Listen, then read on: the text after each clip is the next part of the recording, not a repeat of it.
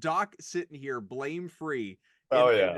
It's incredible. Like this man dodges strays like nothing I have ever seen. AK Doc he's putting the blame pie in the oven right now, and it's going to come out nice and warm, and he'll be doling out the slices to every. The Uh, only thing that could make it better is if their plane like breaks yeah, down. They have to sit on the tarmac for 4 hours You before they're blame the next. pilot then. Yeah, we didn't Yeah. show the equipment manager, the pilots of the Uh, plane, the when mechanics. Doc Celtics Beat is powered by PrizePicks, the exclusive daily fantasy partner of the CLNS Media Network.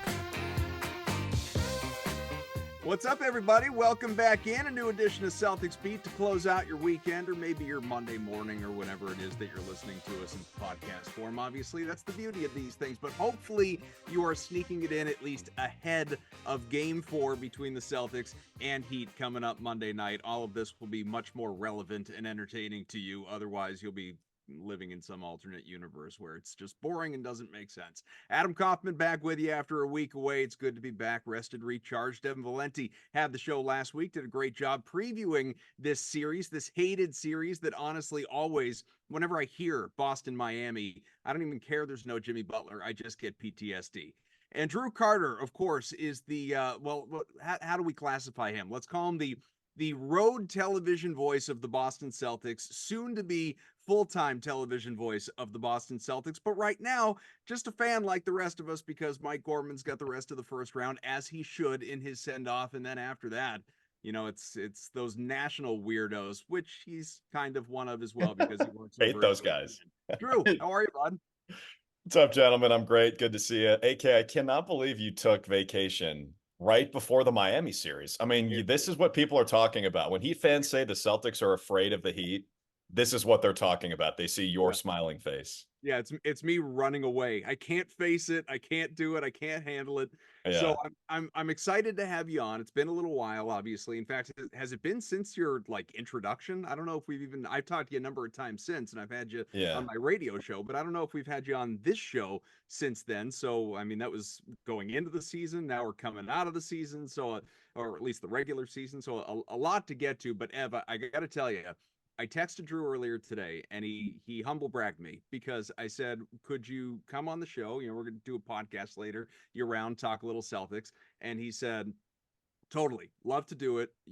Any chance we could do it on the earlier side? I've got to anchor Sports Center in the morning." Yeah, I No big guess. deal. I guess we could probably work around that a little bit. Accommodate that for sure. What's the schedule look like for you now that your Celtics obligations are done? Because even throughout the year, you're bouncing around, you're doing a zillion things for ESPN, you're popping up everywhere, even in cartoon form sometimes. What's going on in these coming months here? My schedule is number one, standing invitation for Celtics beat. Like basically, if there's anything else that comes up, I'll obviously clear that off my schedule so I can come on this wonderful show. I won't listen to that from you though, AK, because you mentioned how we're not sure the last time we did this specific show because you do like 18 different programs. So Fair, how am I supposed to keep track of everything, fair. every platform where we've talked? But I am glad that Evan decided to show up to this edition of the Celtics beat when I'm on. That's nice of you to do. It's good to see you. Appreciate Um, it. Yeah, life's yeah, I hard know. sometimes. Look, we're all busy here, especially at this time of year. So what the schedule looks like is like you mentioned, it is kind of nice. I was telling you guys before we started, part of it is nice because I can just kind of sit back and watch the playoffs as a fan. I am done at this point. We're recording this between game 3 and game 4. As most people know by now, I hope Mike is doing every game we have during the first round. And then after the first round, like you said, it goes all national. So Mike is traveling, for the first time since the regular season opener in New York. And it's I think it's the first team flight he's been on this season going to Miami. And of course, when we got the Miami matchup, I was like, you sure, Mike? You sure? You sure you don't want to just take the first round off? Because I'll take one for the team and go to Miami if you really want me to. It's kind of a bummer because we're going to play 4 times in Miami this season, maybe 5. I expect it to only be 4 with the 2 regular season games and then 2 in the playoffs. And I think hopefully it'll be done in 5. But we've gotten sniped out of every trip. And by we, I mean the NBC Sports Boston for the first 2 games in the regular season, and then myself these last 2 because Mike's doing them. So I'm 0 for 4 in calling road games against the Heat this year, which You're young though. We got time. There's gonna be plenty of trips to Miami, plenty of trips to LA. Yeah. Don't worry, it'll be fine. It'll be all right. I know, I hope so. But in the summer, it'll be a lot of ESPN stuff. You mentioned Sports Center, the studio. Live in Boston, so it's only like 2 hours to get to Bristol. I do have to be up wicked early in the morning to drive over. It'll be nice, no traffic at 1:30 local, roughly, when I'm driving over there. Doing some lacrosse for ESPN, some United Football League, which for those who don't know is like the new XFL mixed with the USFL. So we'll stay busy, but also take it easy a little bit because I'm not like Brian Scalabrine, man. I don't go to Mexico during the All-Star break. I'm still doing stuff. I'm doing ESPN stuff.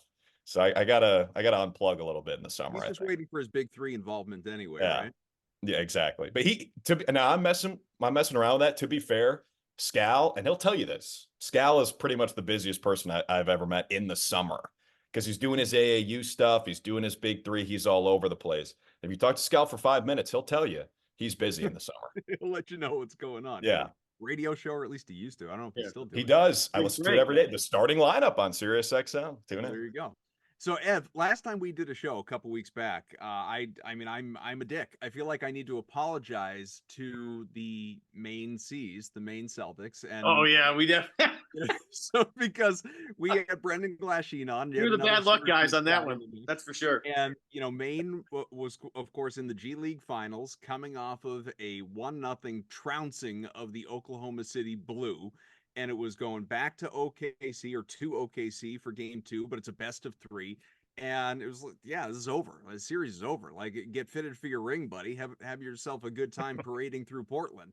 And even if they lose there, you get to bring it back to the Expo and close the thing out, and you can be on the call at home, and the fans can rush the court. It'll be a nice college environment. Nope. Celtics ended up dropping the next 2 games, lost the pursuit of Banner 1 in the G League. Maybe they died, their sins for the big club to get Banner 18. I don't know if any of that is connected, but I say all of that to say this. There is no way Boston loses to Miami. There's nothing about game 2. No, there's barring how about this? Barring a significant injury, there is no way Boston loses to Miami because I don't like where we're headed here, just based off our past. Game two was, look, you should feel good about what you saw in game 3. Game 3 is a lot, very similar to game 1. Game 2, and I felt it at the time. I tweeted about it at the time. I aggravated the people on X or Twitter or whatever we want to call the thing because it was an aberration. Miami was, look, it was good. Boston was bad that night. I am not defending that. But there's just no way, absent Jimmy Butler and the ghost of Max Strus or anything like that, that this contingent of guys, as much as I like, the baby Jokic and Jaquez and obviously Hero and all of that. Baby Jokic is still in college. These guys are not going to shoot at an historic pace for an entire series like they did last year. That's not to be replicated. It's not going to happen again. So Boston's going to win this series. Probably in 5, maybe in 6. Doesn't mean they're going to cruise to the finals and win a championship automatically or anything like that. But look, 3 fans who happen to cover the season one capacity or another sitting here, Drew, I'm sorry, the Heat don't scare me. They didn't scare me coming in absent Butler, and they don't scare me now despite that game 2 win going into game 4. Well, hang on. There's a stat here that I'd like to make you aware of. I don't know, because you've been on vacation, maybe you didn't see this. And this is this is just to back up, again, the culture of Miami. We like to poke fun at it sometimes. It does get significant results. Miami has 4 playoff games in the past 2 seasons with shooting 50% from 3 just against the Celtics. No other team in the NBA has more than 1 against anybody. So point being, yes, it does feel like a steep uphill climb for Miami for sure. But past tells us that this has happened quite often with these 2 teams in the playoffs. So as much as confident as I want to be, and I am extremely confident about this, we do have to just give a little hat tip to Miami because they've just been a pain in the ass for a while here. I will say, Joe Sway and I last week in your absence talked about what would have to happen for Miami to steal this thing. And I said it's going to be a math problem. And I think Spo understands that in order for Miami to really compete in this thing, they're going to have to shoot an abnormal amount of threes and hit a lot of them, which they did in game 2. They would also have to probably win the rebounding battle. Notice how in game 3, Boston made a big priority crashing both the offensive glass and the defensive glass. But Spo understands what he has to do to make this work for Miami. He is facing a significant talent difference. And I'm not saying Miami's bad. These are all professional basketball players. Point being, Boston is just one of the most historically good teams of all time and is a championship away from being an all-time great one-season team. And Miami is just a bunch of guys that have great chemistry with a great head coach, and they're trying to, punch up to a different weight class. And I'll give Miami a lot of credit. But yeah, I mean, if this next game, as I was saying last night on the Garden Report, I'll plug another show of ours.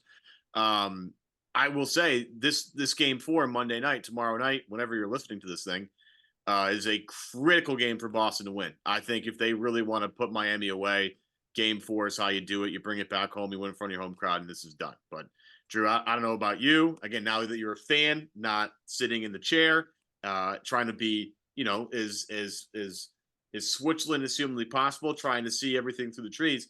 It does feel like to me that game 4 tomorrow night or tonight, whenever you listen to this, is the linchpin in this whole thing. Well, for the record, Evan, I'm not trying to be Switzerland. I'm as annoyed or more annoyed by the Miami fans than anybody. Welcome So aboard. yeah, it's good to be here. And look, I have a lot of respect for them. I think it's funny too that you think he's trying to be Switzerland when he's on the call of a home broadcast. Yeah. Well, that's the No thing. Switzerland here. All right, fine. I just try to be impartial. Maybe when he's anchoring Celtics highlights on SportsCenter, Yeah, in Switzerland, but not the rest of the time. And certainly not on the Celtics Beat podcast. Here's the thing. I love what you said, Evan, about how Eric Spoelstra knows what they need to do, and that's making a math problem, because when Spo has his team chuck 45 threes, he's a genius and he's one of the best coaches of all time. When Joe Mazzulla starts to do some math, he's an idiot and has to be fired, and he's going to tank the talented team. So isn't it interesting, that double standard? Now, I understand the difference there where, Miami's shorthanded and it seems like they're fighting an uphill battle and the Celtics are super talented. I get it. But hey, a Jason Tatum three-pointer is worth just as much as a Nikola Jovic three-pointer. So the math still checks. And there's a reason why teams shoot a bunch of threes. And we've seen Miami do it. And of course, we've seen Boston do it the last 2 years, and the Heat did it in one game and proved that you can beat anybody. I just can't believe what I heard from Adam Kaufman. I know I've only been here for 1 year, but I thought that we were supposed to treat the Heat with reverence and deference because we're so terrified of what could happen with them. Not now. I mean, I guess, but look, I agree with you. I think the Celtics will win the series in 5. It's a complete mismatch, but I will never say, no, I'm not worried. I might have felt that way after game 1. Then with what happened in game 2, I'm like, oh my God, like this zombie Heat voodoo might actually be real. So I'm not going to say there's no way it happens. Again, barring a major injury, like if, heaven forbid, Tatum or Brown go down, or Porzingis goes down, who is in many ways, and we'll talk about this, sort of the key to everything, then sure. But if they are healthy, as they have been, I realize they were healthy when they lost game 2, but if they are healthy for an entire series, Ev put it the right way. It's trying to punch up the weight class. If my 5, almost 6-year-old goes out and he's running around playing soccer with my 9-year-old, he's probably going to luck into a goal or two, but I promise you he's not going to win. This is kind of what we're talking about right here. There's just no avenue for the Heat to go out and steal an entire best-of-7 series with their grouping of players versus the Celtics grouping of players as it currently exists. Now, is there a universe where Jimmy Butler, if this series gets stretched to 7, returns? I don't know. I don't think so, but he has not been officially ruled out for the entire series. He is considered doubtful to play in the series, and I think it's very unlikely. But if you want to, leave some sort of cosmic hope, if you're a Heat fan out there, to that possibility, then sure, that would scare the ever-loving crap out of me. But I just don't think this is going to be. I think if I were to look at it, this is where I go like uber Celtics fan. I would look at game 2 as, I would try and mentally turn it into a wake up call, and it's a good thing. And they realize they can't play with their food in the playoffs like they've done so many times in the past. The problem is every time in the past, the last couple of years, recent playoff runs, when they've done that, and they respond the following game. So, all right, good. That's not going to happen again. It happens again. So this is just who they are. This is gonna, I don't think there's gonna be a dud again against Miami, but whoever they play in the next round, there will be maybe a couple of them because it's just in their DNA, unfortunately. But I do want to go back to the Spo versus Mazzulla thing that you brought up. Now, Spo is arguably the best current coach in the NBA, and I don't think Joe Mazzulla would be at all offended by me saying that. Spo is incredible. If there's an advantage on the Miami side at all, it is on the coaching side. But what does piss me off, and has for a while, this is not unique to the playoffs, I'm sure you guys all see it in your mentions, is anytime anything goes wrong, as you alluded to before, Drew, Joe sucks, has to be fired. He's costing them the run to banner 18. And I'm just at a point where, like, let's just do it on the show rather than like Twitter mentions and responding to every tweet. Let's just do it on the show. Most of those people probably listen. I want you to remove any sort of relationship you have with Mazzulla. Maybe you have a friendship. I have no idea, but you certainly have a relationship. You talk to him often enough. Remove all of that. If I say to you, what makes Joe Mazzulla a good head coach? Doesn't even have to be great. Doesn't even have to be like light years above average, but a good, solid NBA head coach versus a bad one that needs to get whacked. What do you say? Well, first of all, I do consider Joe Mazzulla a friend, and that's why I wear these blue light glasses, which he's a big proponent of, as we discussed before the show. He and his wife, Kamei, both wear those red lenses because those are the most intense version of the blue light glasses. And as you pointed out, Joe Mazzulla is intense. Everything he does is to the maximum degree. And I kind of think that's the answer, is his intensity and what he demands of himself, which then I think naturally translates to what he demands from the players.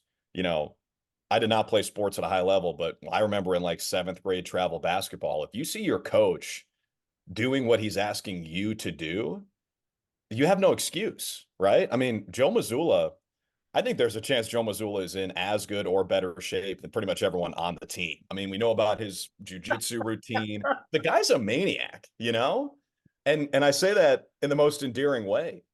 So I think that's part of it. Is I feel like that helps with the motivational side, is the fact that he's in the mix with those guys. And he's pretty close to a lot of them in age. In fact, he's younger than Al Horford. And then the other thing I respect about him is, despite that intensity and the insane competitiveness, he does not waver from the core tenets of the team.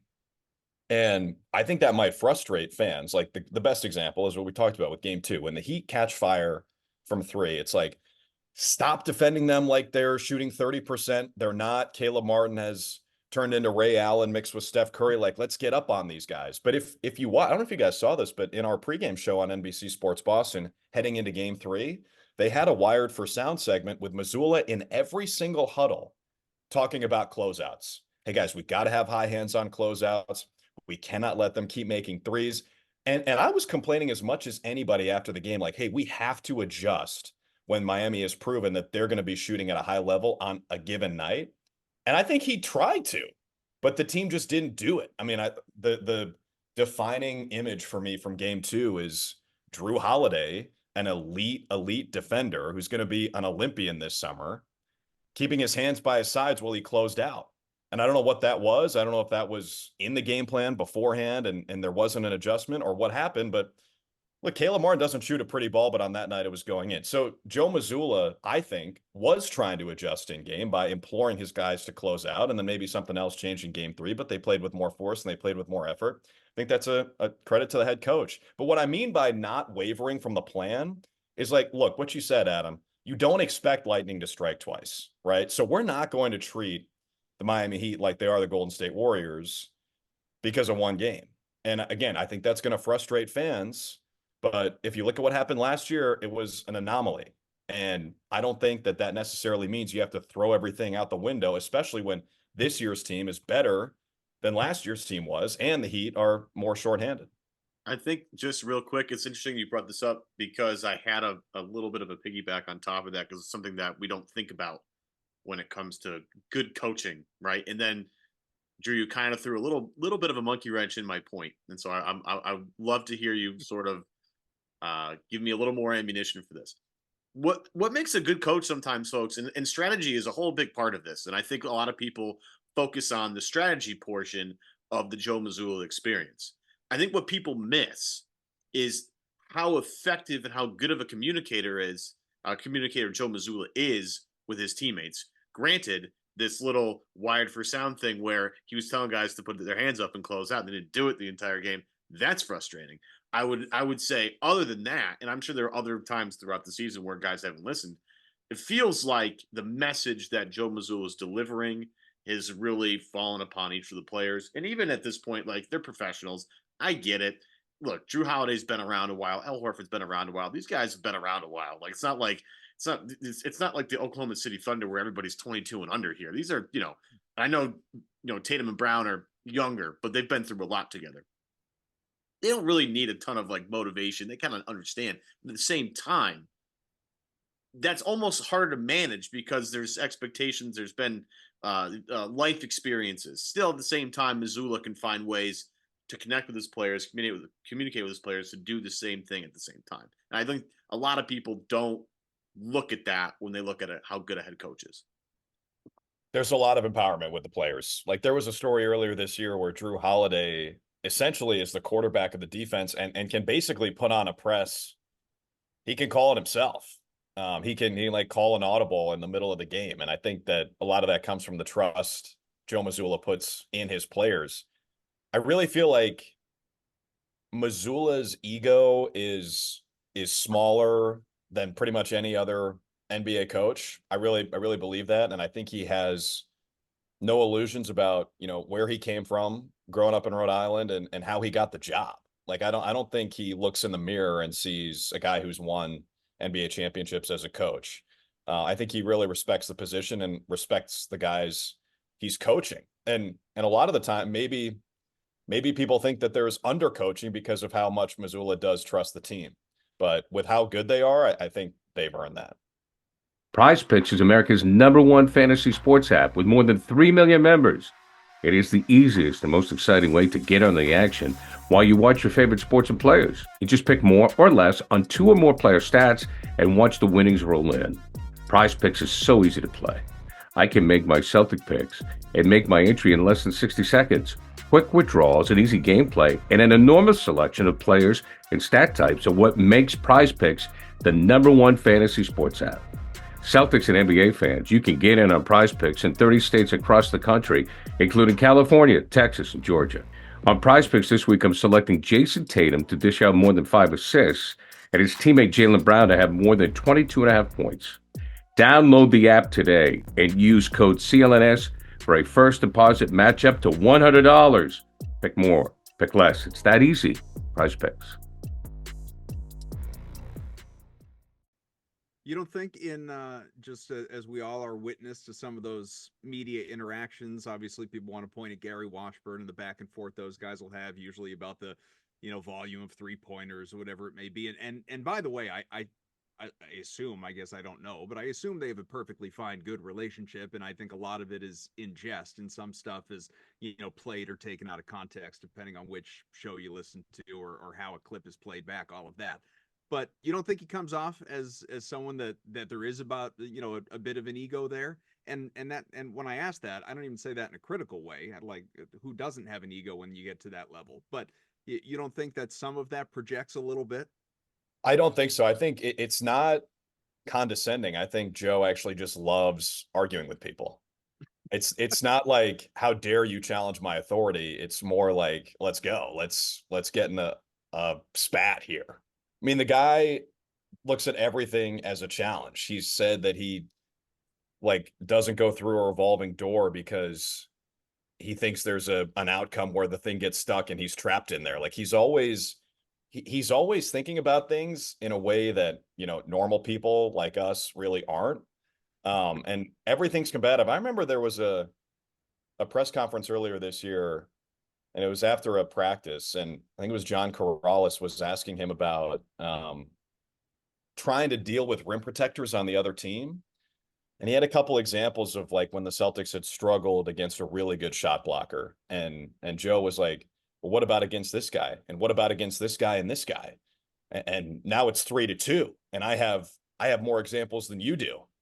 And JK's like, damn, you're really keeping score. And Joe's like, I always keep score. I always keep score.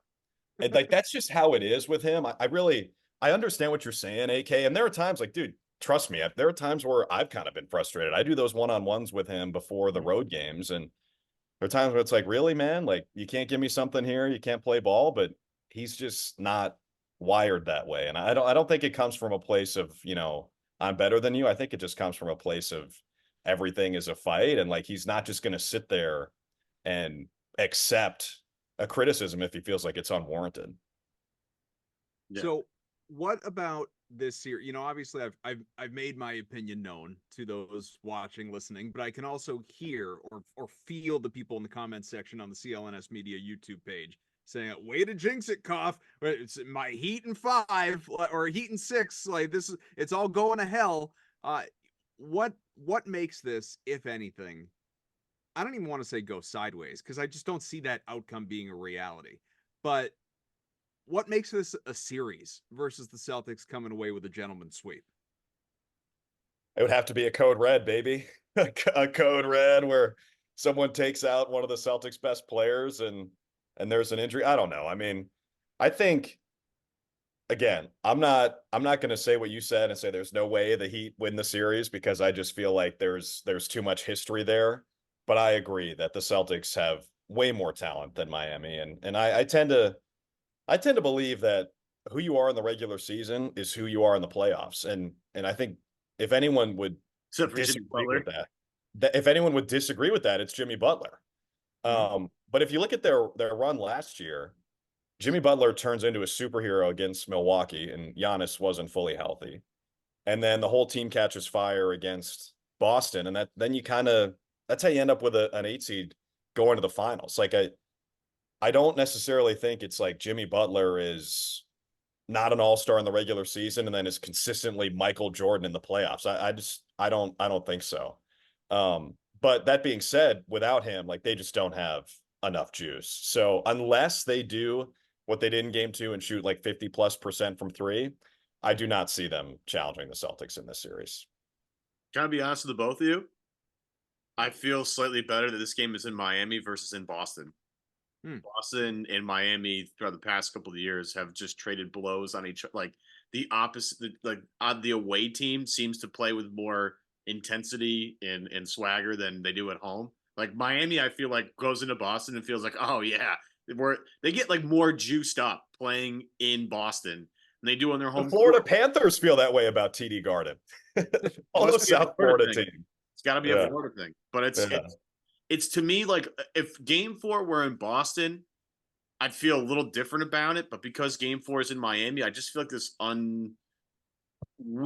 unusual, weird confidence of they're going to handle their business. If you listen to all the quotes after Game 3, and look, I don't know, I wasn't there, but obviously the temptation of going out in Miami and having a good time with a day in between. Totally understand it. I don't know if I'd be able to resist if I was making the money these guys do and I had the fame, notoriety these guys do. I don't know if I'd be able to resist going out and having a good time. At the same time, if you listen to the guys after the game, they're like, nope, this is a business trip. We are here for one thing only. It's getting W's. We're eating W's just like Jameis Winston, and then we're getting out of here. We're going back home. Like that's the vibe I got. It felt like, I don't know if you guys felt the same way. It just felt a little more serious. It felt like these guys were like, no, we're focused. This thing is, we can't let our foot off the gas here. We can't let Miami breathe. We need to come back. We got to come back in Game 4 and make sure we're focused right from the opening jump, because if we're not, Miami's going to win this thing. It's amazing that the Heat might be the team partying more on the road than the Celtics in this series, because some of their players were spotted at Encore after Game 1. And I don't know, I think you're probably right, Evan. Like, guys will obviously never tell a reporter like, yeah, I'm going out to South Beach. I'm getting turned up tonight. They would never say that. So maybe they are and they lied, but I do think just being around the team all year, it feels like there's a very specific focus. And it's hard for me to say if that's unique because this is, the first time I've traveled with an NBA team. But I do get the sense that they know how close they've been, obviously, and they know how good of a chance this is for them to finally achieve their ultimate goal. So I would not be surprised if they're staying in at the hotel in Miami, even though it would be tempting to go out. Maybe that's why they sent Gorman to South Beach. That's a secondary reason. It's like, obviously, last playoff series, we want Mike to call the games, but also, like, we don't really trust Drew to be in Miami. Who knows what this guy's going to get into? Or you let Mike just, Miami Mike Gorman for a couple of days and let him, go Could down be. with a blazer and like an open collar polo shirt, Yep. with your aviators on, and just have a blast. That'd be dangerous. Game 4 in a white suit. Yeah. I would love it. I hope he did it. I hope somebody brought a camera too, because that'd be I would watch about 10 minutes of that, just the highlights of Mike Gorman's night in Miami Vice Gorman That's it. going up. Yeah. So look, this is going to drive our listeners crazy, but I'm just going to do it because it's how I feel about this series. Don't guarantee. When you're looking ahead, okay, you're looking ahead at what else is happening in the Eastern Conference right now. Okay. Cavaliers and Magic, that's a series. It's a best of 3 at this point. Pacers are up 2-1 on the Bucks as we sit here. There's going to be game 4 tonight. Matter of fact, I think it's starting just about right now. This series is over. Indiana is going to win that series. Sorry, Milwaukee. This by the way, Ev, I would love to spend more time on this. It maybe like in the future, but no Giannis. Dame is out for this one. This is like Doc Rivers' wet dream. Dude, Doc he's gonna win that. You think that Indiana's gonna win this game or win this series? I bet you. Absolutely. I'll make you a side bet off air that the Bucks win tonight. It's gonna be a mess. They win tonight because Bobby Portis goes nuclear and Chris Middleton drops another 40 piece. Like Indiana's still winning this series, and this is Doc sitting here blame free. Oh yeah, it's incredible. Like this man dodges strays like nothing I have ever seen. AK Doc he's putting the blame pie in the oven right now, and it's going to come out nice and warm, and he'll be doling out the slices to every. The only thing that could make it better is if their plane breaks down. They have to sit on the tarmac for 4 hours. You blame the pilot then. Yeah, we didn't. The equipment manager, the pilots of the plane. The mechanic. When Doc even threw the bus driver under the bus, that was next level, man. But the Knicks, I mean, this is fun. Knicks are up 3-1 on the Sixers with their win earlier today. Jalen Brunson is playoff Jimmy Butler all of a sudden, and obviously he's had an incredible year. It's not just the playoffs, but Joel Embiid continues to be a playoff choker. He had 1 point in the fourth quarter, played all 12 minutes earlier today. I think he was 0 for 5 from the field. This team implodes. He is at the center of it. He is all of a sudden dirtier than Draymond Green, and yet, people are just coming to terms with it. So they're going to go down. Knicks are going to win this. Hopefully they close it out at home. It would be great. Genuinely be great for you Knicks fans if any of you are out there listening. I know you bing-bonged us in the past. I like you. I like you people. I hope the Knicks get it done. Is the Knicks the answer to this question? If the Celtics do advance and go on a nice little run here, forget the Nuggets and NBA Finals and any of that stuff. Just talking Eastern Conference. Who does provide the biggest threat? I do think it is the Knicks, but can I just say something about the Philly New York series real quick? Please. I don't mean to sound like old guy complaining right now, but there are a bunch of times where the discourse around that series is, man, what a great old school rivalry throwback series. It's physical. Feels like the 70s and 80s out here. And I'm sitting there watching that like everybody is flailing. Everybody is bitching. It's amazing. I understand that Jalen Brunson, Kyle Lowry, and Embiid are on the same team. Dude, and like Jalen Brunson, I understand he's a little undersized, and the guy's he's a bulldog, right? I think he's mostly fun to watch, but every single play, dude, he's got a lot of Luka in him every single time, and then Tibbs, who I have a ton of respect for, but half the press conferences, Tibbs is saying that Jalen Brunson's getting fouled. So, look. It's really fun basketball to watch for the most part, but between Embiid and Brunson, there is a lot of foul baiting in that series, and I think the Knicks are super fun to watch. But man, watching that game today, I was like, damn, this is out of control. Like this, you just wouldn't see that in the 80s. As physical as it is, it's just a lot different. With that being said, I do think the Knicks are the biggest threat to the Celtics in the East. And even then, like, if the Knicks and Celtics match up, I think the series would be 5 or 6. I know the Knicks beat the Celtics pretty handily toward the end of the regular season. That was a weird one in that stretch where it didn't seem like the Celtics were totally engaged. It was after they had already clinched the top overall seed. I just feel like without Julius Randle, the Knicks don't have enough punch. And Brunson being your main guy at 6 feet tall, I just think is going to be an issue against the best defensive backcourt in the NBA and a team with a ton of length and athleticism and great defenders on the wing and great rim protection. I don't think the Knicks would really give the Celtics that big of an issue, but they are the best team remaining outside Boston in the East. You guys feel the same way? Yeah, only because of injuries. Yeah. I mean, Yeah. I just think it's too early for Orlando. The Cavs are a funky team. Mitchell, we've seen Mitchell go God mode before. Just Playoff. wildly inconsistent. Yeah, Yeah. the bubble series with him and Murray. I mean, you just remember some really classic games. And so I mean, look, he can go off at any time. But I just don't see a complete like unit. And because Dame and Giannis are probably done, I'm just not really scared of whatever version of Chris Middleton the Celtics get. It's still not going to really matter. The Knicks, because they're physical, present an interesting challenge. And my only question is when they get there, what does that team look like with Tibbs playing everybody 45 minutes a game? Like it's classic Tibbs. It's what he does. I totally get why. But Brunson being, under 6 feet, playing 45, 46 tough minutes every game, getting his ass kicked. I gotta give him a ton of credit.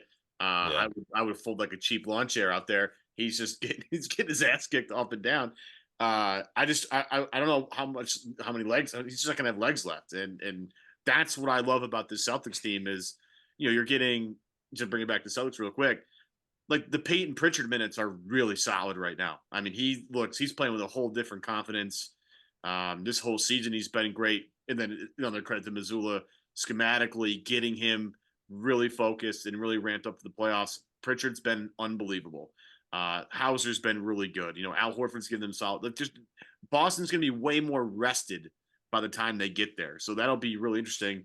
But this is what you want if you're Boston. This is exactly if you could talk to the basketball gods and say, hey, like, show me the easiest path. Like this is it. This is it. That everything has broken right for them. As long as everybody stays healthy, they should have a relatively easy way to the finals. Now, last year, so the same thing similar to Denver. It's like Denver really didn't play anybody at all the title run. I mean, people were like, oh, the Lakers. I'm like, they swept the Lakers. Okay. Like it was a competitive sweep. It was such a competitive sweep, though, Evan. Come on, Very, man. The most very competitive similar. 4-game series ever. Yeah, I mean, very similar to the Celtics sweeping the Nets a couple of years ago, right? Same feeling, but still 4 games to nothing. And I can't imagine how Lakers fans feel now, considering I don't know if either of you saw the stat on the screen last night at the end of the game, how much LA has led in this series and how much the Nuggets have led in this series. That would be extremely frustrating. From a gambling standpoint, and I know this didn't come to fruition in game 4, but games 1 through 3, the play has been, the half full bet of Lakers Nuggets. Lakers have led at the half every game. The Nuggets come back to win and cover every game. Just again, didn't happen in game 4. But yeah, I mean the Lakers, they've got their in-season tournament. I hope it was a very successful year for them. There's no, I don't see how anybody in the West, as much as I love, like I absolutely took the Timberwolves for granted. What they are doing to the Suns right now is incredible to me, and I didn't even think that highly of the Suns. It's just I didn't think the Timberwolves were ready. I too much inexperience there. And granted, there are injury issues, but what the Thunder are doing to the Pelicans, my God. And congrats, to Dagnall, Coach of the Year officially. That came out a little while ago.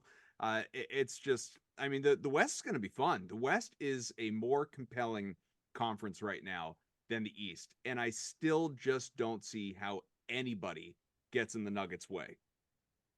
Yeah, I think so. Although, with that being said, AK, like, it's interesting to me how, and I felt this way too, but the public narrative was that the West, the first round is so intriguing, right? And the East, you're going to have some blowouts in the Eastern Conference first round. Cavs Magic, who cares? Not that interesting. But the West, man, the wild, wild West. And all of a sudden you got two teams who are up 3 games to none.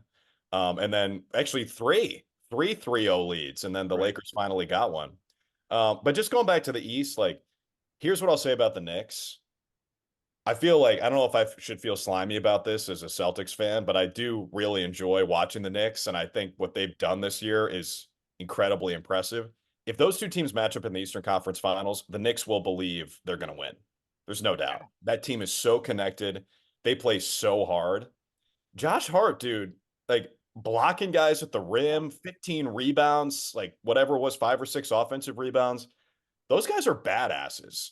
And they have sunned Joel Embiid in that series. Absolutely sunned him.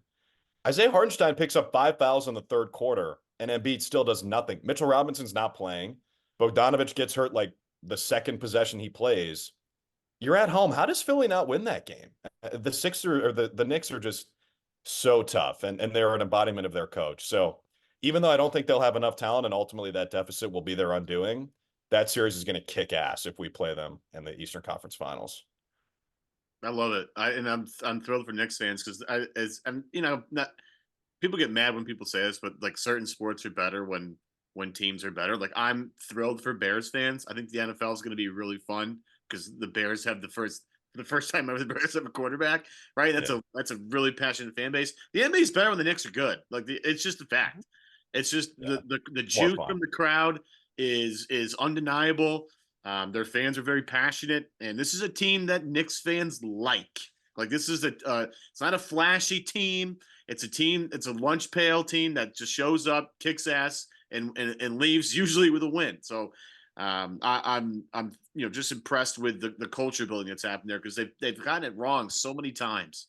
So many times they've gotten it wrong, and now it feels like the right pieces are in place. Like Thibodeau has really instilled a tough culture there, and it's been a nice turnaround for them. But again, at the same time, it's like Boston's just it's gonna be really tough. Well, going back to what you said about the path before and the Nuggets last year, like I realized people at the time it was just, oh my God, what an easy path. And there's still a little bit of that because it's fresh. I promise you in 10, 15, 20 years, nobody is going to remember the Nuggets path. People are only going to remember that Jokic won a title, probably the first of multiple. Much like, like our buddy Seth Landman, who's on the show every once in a while. We've got our group text thread, and I don't remember if this was just me and him or was on the group thread, but we were talking about the Dame not playing in this game for the Bucks, and he was saying, man, it actually kind of bums me out because I really like the best 4 players, that top 4 on the Bucks. They're a fun team to watch play. And I said, yeah, no, I like those guys too. I also hope they go down in flames because there's no part of me that wants the Celtics to have a challenging run through the East. I mean, you want to be as prepared as possible to match up inevitably with the Nuggets if you get there. That's all well and good, but no, I mean, get rid of any speed bumps that you can. I'm not too proud. I don't need to, to be the best, you got to beat the best. Screw that. Win a title. Win Banner 18. I don't care what it looks like on the way. Just get there. I'd rather prepare for the finals by making sure our best players are healthy than by being tested down the stretch of these games or in a 7-game series, whatever that even means. At a certain point, you are who you are. I mean, the Celtics have already established their DNA. I don't think anything's really going to change if we, play 6 crunch time games and go to 2 game 7s on the way to the finals. I'd rather not do that, to be completely honest. And you're right. In 10 years, all we're going to remember is the parade. It doesn't matter who the Celtics beat on the way there. I don't care if Kendrick Perkins is going to be criticizing the path to get there on First Take. He can say whatever he wants to say. He's already invalidated all of his opinions as far as I'm concerned. So I don't care what everybody says on the debate shows. Just win a championship. And besides, I mean, your broadcast partner, Brian Scalabrine, everybody remembers that he was MVP of the NBA Finals back in 2000. I think we've reached that point. I think it's been almost 20 years now. So he is the MVP of the finals. Yeah. Oh man, it's fun. Look, I'm not. I realize some people out there, again, listening, watching, probably thinking like, man, it's couldn't you guys dissect these games a little bit more, but this is, as it's always been, it's a, we do once a week. It's a big picture show. We're not coming at you like the Garden Report post game after every game. Ev, by the way, nice job pinch hitting on that show after game 3. That's not what we do. What we do here is take a as the cliche goes, a 10,000-foot view at what is happening with this team. And what is happening with this team right now should be a relatively easy series win. And so that's, what we're, if there's a speed bump or a crater in the road that knocks things off before we do our next show, then we'll respond accordingly. But right now, coming out of game 3 and expectations for Monday's game 4, you should feel awfully damn good about where things are at, not only for your Boston Celtics, but in the Eastern Conference and the way this thing is shaping up right now, because this is, if I know some people have said it along the way, like during the regular season, like if not now, when? Because you have all these teams that are young and getting better. Like, watch out for the Thunder in the years to come. Nuggets aren't going away. I realize the Celtics have all their important players locked up for the foreseeable future, and Derek White, I do think, is going to get a contract. God willing, he does, and all of that stuff. But it's not easy. It's never easy. And for people, well, you were in the finals a couple of years ago and you lost and you fell short last year. Well, yeah, because it's hard. It's freaking hard to win a championship. None of us, the 3 of us, we can't personally speak to that, but as observers, we can certainly see this is not an easy thing. It's why only one team obviously can do it. And so, hopefully this is Boston's year, as we have been saying for years and years and years. And they've got the makeup, they've got the talent. You just got to stay healthy on the way to give yourself a chance. Even if you believe, and I am in this camp, that who's going to stop the Nuggets? Either conference. Who is going to stop the Nuggets? To have a chance, you got to at least get there. And then who the hell knows what happens at that point in time. And so that's my focus with the Celtics right now, Drew. Well, all I can say about that, and this is the last thing I'll say before I go, because I do got to go to bed before Morning Sports Center tomorrow. Make sure you tune in, everybody. Please. All you can ask for is a chance. And the Celtics have consistently, in the past few years, put themselves in position to have a chance to win it all. And that's a really good spot to be. I mean, you talk about sliding doors moments in the NBA. 1 inch can change everybody's entire concept of what a player or team is, right? Like, think about KD's foot against Milwaukee. If he has a smaller shoe, they might win that series and they might win the championship. And then we look at a bunch of guys differently, and maybe Giannis isn't in Milwaukee anymore. Like, one tiny thing can change so much. And so all you can ask for is to be in a position to compete every year. And that's what the Celtics have done. So credit the front office, credit the players, credit the coaches. This is their best opportunity. And like you said, with the core, they should be around for at least the next few years with more chances to win. But let's just do it this year. Let's get it done. Let's take that easy path. Let's coast to the finals. Let's knock off Denver. Let's do it. Let's have a parade. Yeah. Drew Carter, he does a great job, obviously, when in season. Next time we have you on, which, like you said, you're readily available throughout this playoff run, so we will have you on again. I do want to, we didn't have any time to explore just what year 1, was like for you, obviously. Nobody cares about that, AK. They want to talk about the team, not the announcers. I care. I want to. Off-season show, Kaufman. Yeah, sure. All right. We'll do it in July. But while we're reviewing Summer League, we will talk about Drew's year 1 and look ahead to year 2. But hopefully a months-long playoff run ahead of us here as we are on the cusp of May, and it's going to be fun. Drew Carter, NBC Sports Boston. Make sure you do check him out there. I'm sure you'll be popping up on some studio shows, breaking down what is going on. Evan Valenti, of course, always a fine job here. And I am Adam Kaufman. Rate, review, subscribe to the Celtics Beat podcast wherever you get your podcasts. Game 4, Monday night. Take it, C's. Don't make me look like a fool.